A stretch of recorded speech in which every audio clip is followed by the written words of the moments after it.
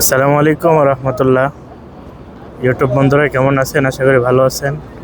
আমরা এখন দাঁড়িয়ে আছি মদিনার প্রথম মসজিদ,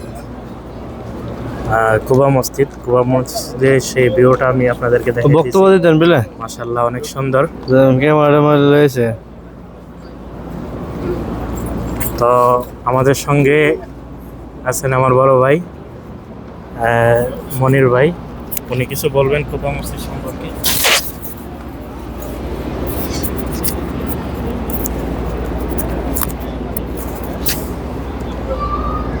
আসসালামু আলাইকুম রহমতুল্লাহ।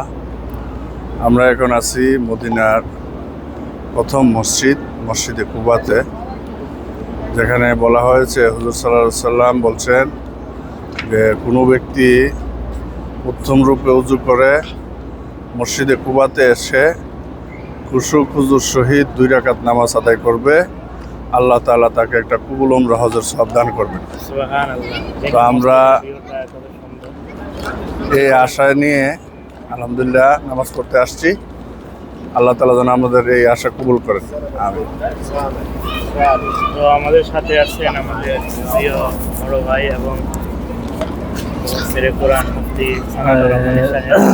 উনিও আমাদের সবার সঙ্গে হিসাবে আছেন। তো ওনার মুখ থেকে আমরা এই কুবা মসজিদের সংক্ষিপ্ত একটু আলোচনা শুনবো, কুবা মসজিদের ইতিহাস সম্পর্কে। আসসালামু আলাইকুম রহমতুল্লাহ।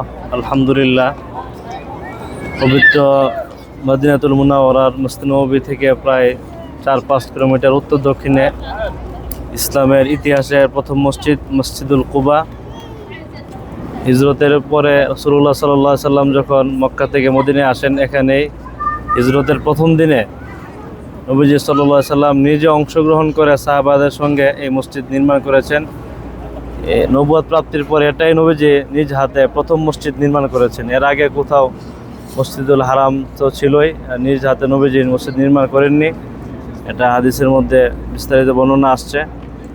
তো এই জন্য এটাকে ইসলামের ইতিহাসের প্রথম মসজিদ বলা হয়। এই মসজিদের ফজিলত অনেক, এর মধ্যে গুরুত্বপূর্ণ ফজিলত হচ্ছে রাসূলুল্লাহ সাল্লাল্লাহু আলাইহি সাল্লাম বলেছেন, যে ব্যক্তি মসজিদে কুবার মধ্যে 2 রাকাত নামাজ পড়বে ওযুর সাথে, আল্লাহ পাক রব্বুল আলামিন তাকে একটি কবুল উমরা হজের সওয়াব দান করবেন। আলহামদুলিল্লাহ, আমরা প্রত্যেক সময় যখনই সময় পাই আমরা এখানে আসি, 2 রাকাত নামাজ পড়ার চেষ্টা করি। তাছাড়াও যখন সুযোগ পাই ওয়াক্তের নামাজও এখানে জামাতের সাথে পড়ার চেষ্টা করি। এটার অনেক ফজিলত রয়েছে। কুবাটি এই এলাকার একটি কূপ ছিল নবীর জমানায়। ওই কূপকে কেন্দ্র করে এই মহল্লাকে কুবা বলা হয়। এই প্রেক্ষিতে মসজিদের নাম মসজিদে কুবা নামকরণ করা হয়েছে এই এলাকার নামের উপর কেন্দ্র করে। তো আলহামদুলিল্লাহ, এটা প্রায় মক্কা থেকে 350 কিলোমিটার দূরে, মসজিদ নববী থেকে 5 কিলোমিটার দক্ষিণ উত্তরে মসজিদে কুবাটি অবস্থিত। আপনারা যারা এখানে আসেন, মদিনা আসেন, ইনশাল্লাহ এখানে আসবেন। এটা অনেক ফজিলতপূর্ণ মসজিদ, ইসলামী ইতিহাসের প্রথম মসজিদ। এখানে আমাদের রাসূল সাল্লাল্লাহু আলাইহি সাল্লামের নিদর্শন রয়েছে। স্বয়ং রাসূল সাল্লাল্লাহু আলাইহি সাল্লাম নিজের হাতে এটা নির্মাণ করেছেন, এজন্য এটার ফজিলত অপরিসীম। আল্লাহ পাক আমাদের সকলকে এই সমস্ত নিদর্শন সমূহ জায়গাগুলি আসার তৌফিক দান করুন। আমিন। মাশাআল্লাহ, হুজুর সংক্ষিপ্ত যে আলোচনা করছেন মাশাআল্লাহ অনেক সুন্দর। তো মসজিদের আসলে সবচেয়ে গুরুত্বপূর্ণ একটা ফজিলত এটাই যে কোনো ব্যক্তি যদি খুশুর সহিত অর্থাৎ পবিত্র অবস্থায় ওযু করে এই মসজিদে এসে 2 রাকাত নামাজ পড়ে, আল্লাহ তাআলা একটা কবুল উমরা করার সওয়াব দান করেন। তো আলহামদুলিল্লাহ, আমরা এশারের পরে এখানে আসছি কুবা মসজিদের পাশে। আসলে মসজিদের যে সামনের দৃশ্যটা অত্যন্ত সুন্দর। এখানে একটা নিম গাছ আছে, এটা জিয়া গাছ বলা হয়। মাশাআল্লাহ অনেক সুন্দর। আমাদের সাথে আমার বড় ভাইও আছেন। আসসালামু আলাইকুম। জি ভাইজান, কেমন আছেন? জি আলহামদুলিল্লাহ, ভালো আছি। ইনশাল্লাহ যারা বাংলাদেশ থেকে আসেন সবসময় উমরা করার জন্য আসবেন, দোয়া করি সবাই যেন আল্লাহ তৌফিক দেয় উমরার জন্য। আর উমরা আসলেই সবসময় যাদের টাকা আছে উমরা করাটা দরকার। উমরা করলে দিনের জন্য কাজ করা, এটা আসলেই আল্লাহ তাআলা যারে কবুল করে সে আসে। তারপরও নিজের কিছু ইচ্ছা অথবা আকাঙ্ক্ষা বা নিজের একটা আগ্রহ, এটা করাটা উচিত। যাক আলহামদুলিল্লাহ, আমরা হয়তো এখানে থাকি কিন্তু আসতে পারি, আল্লাহ তাআলা আমাদেরকে কবুল করছেন।